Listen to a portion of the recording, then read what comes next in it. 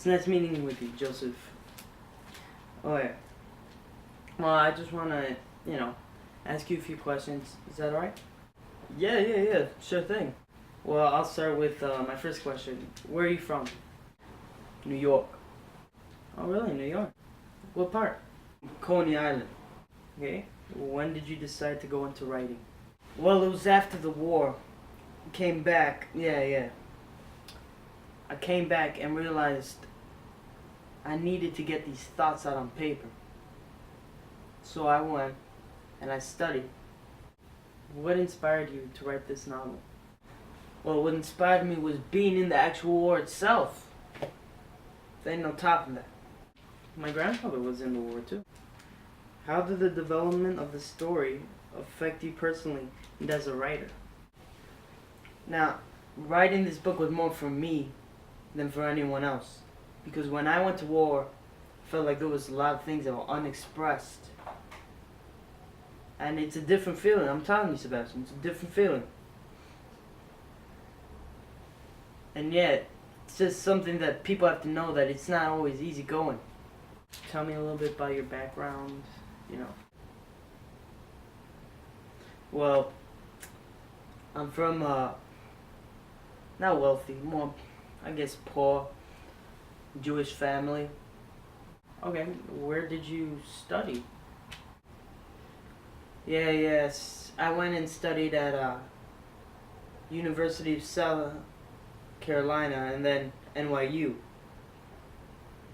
Yeah, I studied English.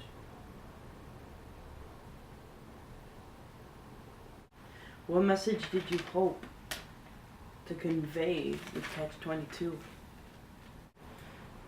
What I'd like to convey is, well, the message I'd like to convey is that anything's possible with a little hard work.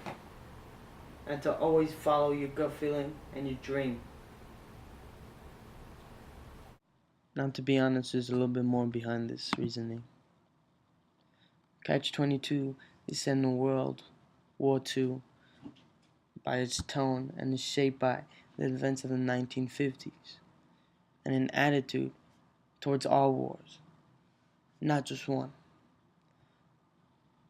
Looking back, I recognize that World War II was relatively popular during the years of the Vietnam War, and when the general population became more attuned to Yosserin's point of view.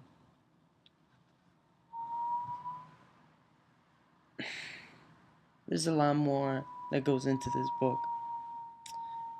When I first published it, I wouldn't say that I was completely negative about it, but I will say that I was mostly negative about it. Because a lot of critics say gasps for want of craft and sensibility. And they really criticized me about that. But I stayed in there. I kept on sending mix, drafts, more to get my word out. And I finally did on October 22, 1961.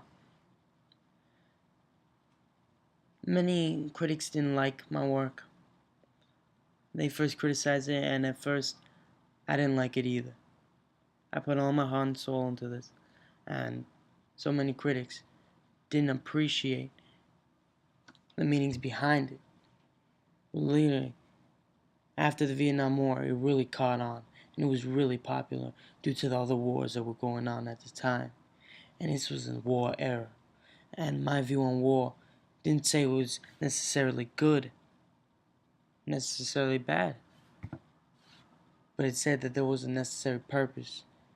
And that's just what Catch-22 stands for. Now, it's pretty easy to define the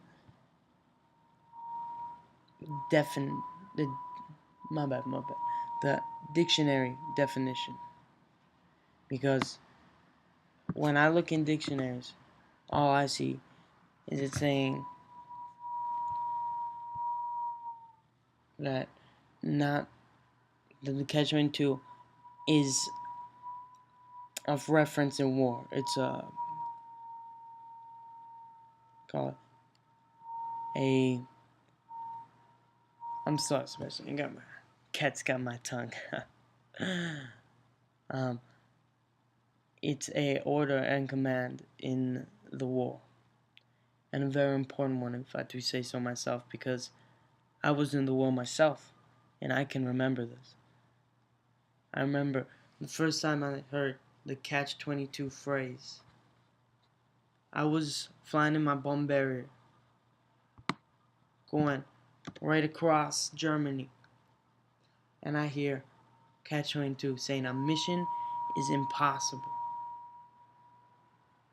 And it means claims the mission is insane to go through with. And see, there's a lot more to that. What dictionaries define it as is a situation in which a desired outcome or solution is impossible to attain because of a set of inherently illogical rules or conditions. Now, what I'm trying to convey here goes a lot deeper than that. I base my whole book around the set definition. Because if you look, yes, my book is about a fictional setting. But in the book, during the whole month, it's a situation in which a desired outcome or solution is impossible to attain because of set inherently logical rules or conditions. And that's life. I connect my work to life. You don't mind me asking, how old are you? No, I don't mind you asking, but I'm gonna tell you about 67. Alright, and what have you done with writing since then? Well, I've done a few stories here and there, but nothing ever as big as Catch-22. That will always be my top favorite. If you can change Catch-22 in any way, how would you change it? Well, for the future, I just want to lay low on short stories and, be with it. Well, thanks, Joseph.